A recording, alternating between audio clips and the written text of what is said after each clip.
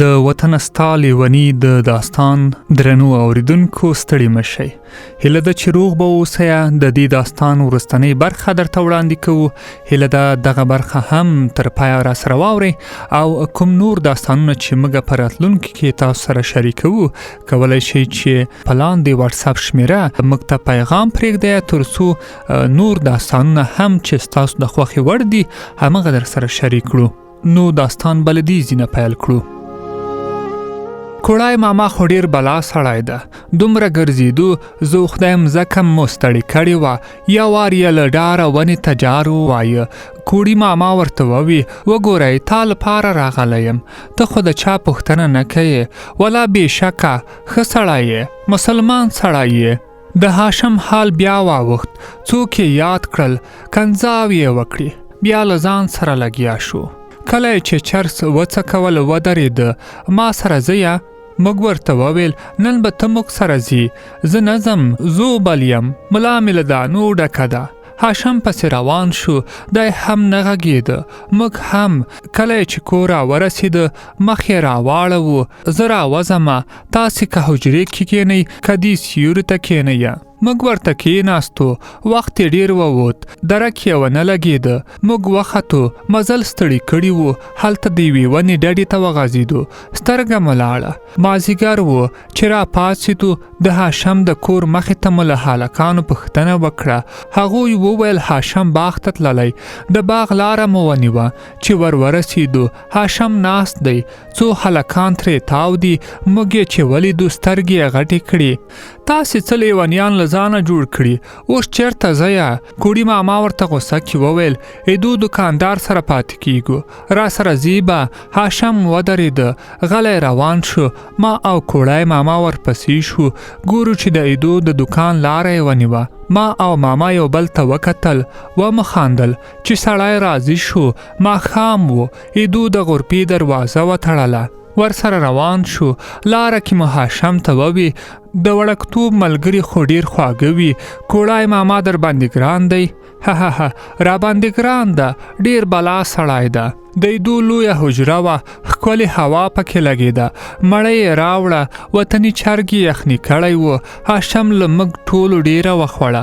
وروستۍ مړۍ چې خولې ته نږدې کړه ایدو ته یې مخ ور واړوه.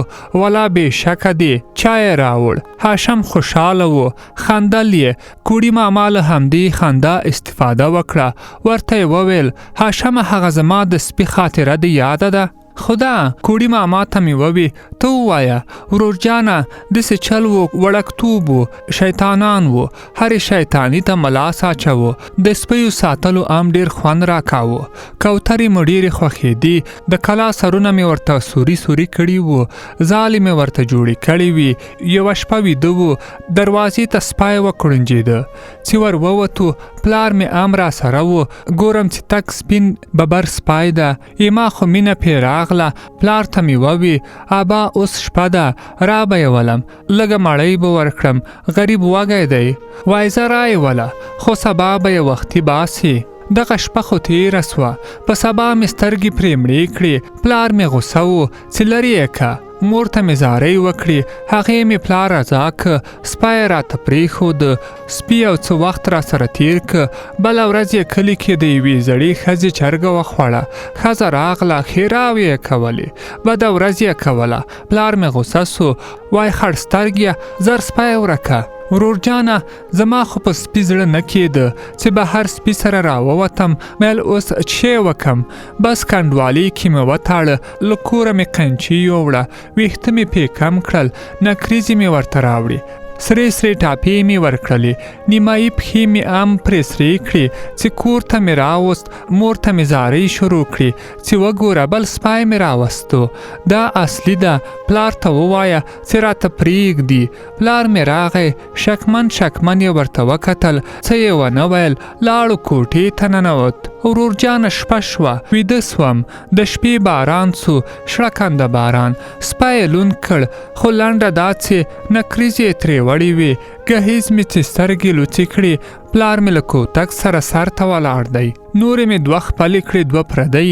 شپه مې هم بل ځای وکړه. موږ ټولو د کوړي ماما خاطرې ته سخت وخندل. ما ورته وویل اوس چې د هاشم د مینې کیسه وکړي خوند به وکړي. ها ها ها ورور جانه هاشم خو ډېر عجیبه میین و. موږ به چې میینان سو د شوخۍ وخت و، زړه به مو پړسېدلی و چې اوس به مې زر چاته ویلی وای چې میین یم، خو هاشم خپل حال نه ویلو. دا لږ لږ په ډېر سختۍ خبر سو. هاشم خو په مینه او دې کیسو ډېر کار نه لرلو. سبقونه یې ویل، کارونه او مزدورۍ وي، خو بس دا مینه د خپل واک او اختیار شی نه ده. هاشم بدبخته داسې ځای میین سوی و چې رسېدل ورته نه کېدل، خو یا د کلي او ولس خبره یا زیدونه تر برولۍ دا ټولې کیسې وي، یا بل داسې خنډ چې هغه نه په زوره کېده نه په لاس. خو هاشم و نو ښه پوهېده چې هغې ته نه رسېږم، بل جای واده ونه کړ.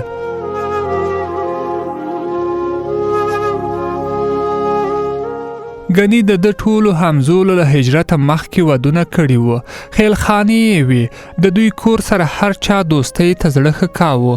څو وارې خلکو خپله ورته ویلي وو چې موږ به خپله خور لور درکړو، خو هاشم به نه رضا کېده. بس هغه ټپه ده که نه، پخوا به داسې یارانې وي، یار به د یار سترګو ته عمر تېراونه. کوړي ماما د دې ټپې پسې دا ټپه هم وکړه، خدای زما بدل ترې واخلي، زه په دنیا کې په یار ډېر کمزوری ومه. ورکه مې چند سا ورک یې نوم سا، چې ورته کښېنم نری ملا مې ماتوینه. د ژرندې پل چې څومره تیز دی، دومره د یارانه پرهیز دی نه راځینه. موږ ډېر ورته وویل، خو د هاشم له خولې ټپه ونه وته. نور هم ډېرې کیسې وشوې، خنداوې وشوې، شپه ناوخته وه، ایدو هم سبا وختي دکان ته تللو. ځایونه هوار شول چې شپه جوړه کړو، ګروپ مړ شو. زه هم وغځېدم چې هاشم ته مې کتل، ویښ و، ځای کې نیغ ناست و، خو د پوښتنې ځواب یې نه راکاوه. دی به خدای زده کومې ورکې ودانې ته په سوچ کې و. زه ده ته سوچ کې لاړم. په تیرو ورځو کې مې د ده په اړه اورېدلې کیسې را یاد شوې.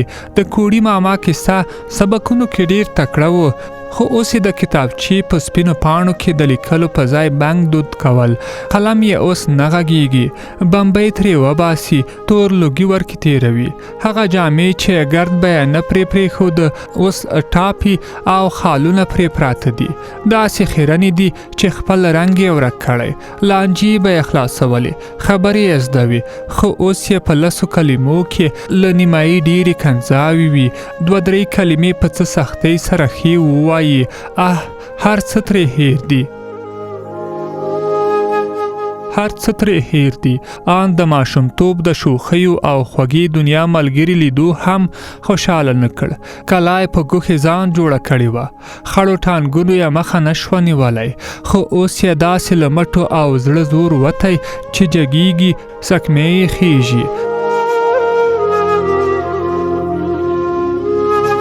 په هر چا زړه سواندی دی، خو بس په ځان یې زړه نه سوځي. نور د ده حال ته زړه خوري، خدای په ځان او دنیا خبر نه دی. دی به خپل زړه ته کومې کیسې کوي. دا اوس کوم فکر داسې وړی چې غږ هم نه اوري. دنیا به څنګه تعریفوي؟ دا د مکر، فریب او چل دنیا، او دا ساده باده. زه خو به لاړ شم، په ده به نور څه تیریږي.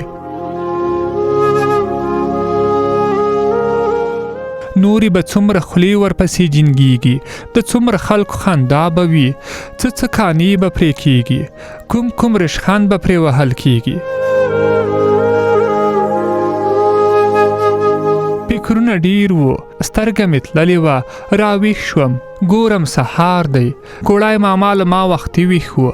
هاشم ته مې ورولیدل، په کول یې همغسې په سر و، کورته یې هم نه وه ایستې، ویده و. زما او کوړي ماما په خبرو راویښ شو. ایدو چای راوړ، خو هاشم ووی چې زه دا وخت چای نه څکم، یو وار کور ته ځم. لاړه، چای مو وڅکه راووتو. ایدو څو دانې مڼې هم بایک کې واچولې.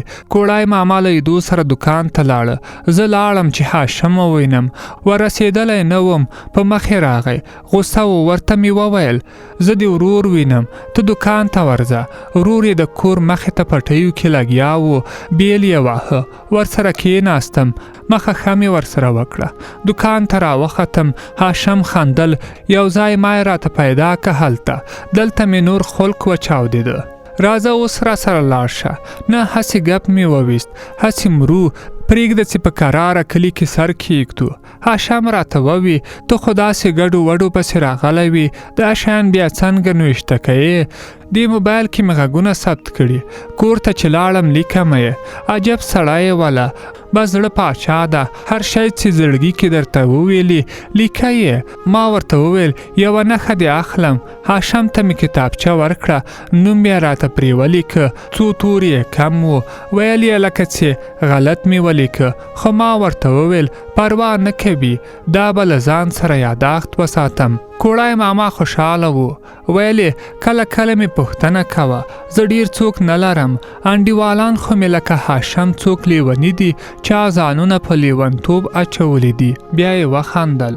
ما ورته وویل په ابۍ مې سلام وایه، پوښتنه به دې ضرور کوم چې کتاب چاپ شو درته راوړم یې. ورور جانه چې دا خبره پاتې نسی. هاشم به ځان سره یو آینه ام ګرځوله چې مخ ته به یې ونیوه، اخ به یې کړل. ویل به یې مرګی دې نه وای هاشمه، نور نو باید زه تللی وای. هر یو ته مې غاړه ورکړه، بکس مې اوږې ته کړ. روان شوم. زړه نه تلو، پښې روانې وي، سترګې مې ډکې ډکې کېدې. موټر راغی، ور وختم، د مخې سیټ کې کېناستم. کس په تعجب راته ووی هلته ولاړ هغه لیونی نه ده؟ څه نومېده؟ ځواب مې ورنه کړ. سر مې ورته وخوځاوه. څه لاره مې چې ووهله، شاته مې ور وکتل، دوی لا همغسې روان وو. وروستی وار مې ور ولیدل، په سترګو مې زور راوړ. هاشم و، لاس یې راته جګ کړو. د داستان پای. درنو اوریدونکو، داستان په همدې ځای باندې پای ته رسیږي. لکه د کتاب په پیل کې مو چې ویلي وو، لیکوال ویلي وو چې ځینې کلتوري او د ځینو رواجونو او ځینې د هاشم د کورنۍ د محدودیتونو له امله د مینتوب ډېرې کیسې پکې نه دي راخیستل شوي. خو یوه وجه دا هم کېدلی شي چې هاشم به د خپل مینتوب له امله دې حالت ته رسېدلی وي، او حتی د همغې چا لپاره چې دی پرې مین و، واده یې ونه کړ او نه یې دې ته زړه ښه کړه. د وطنه ستا لیونی کتاب چې د محمد الله حمیم په ګوتو لیکل شوی و، ما ثابت احمدي تاسو ته وړاندې کړو. دا چې موږ به نور داستانونه هم په دې لړۍ کې درته ولرو. هیله ده چې زموږ چینل سبسکرایب کړئ تر څو نور داستانونه هم تر تاسو در ورسیږي. تر بیا مو په لوی او بخښونکي رب سپارم.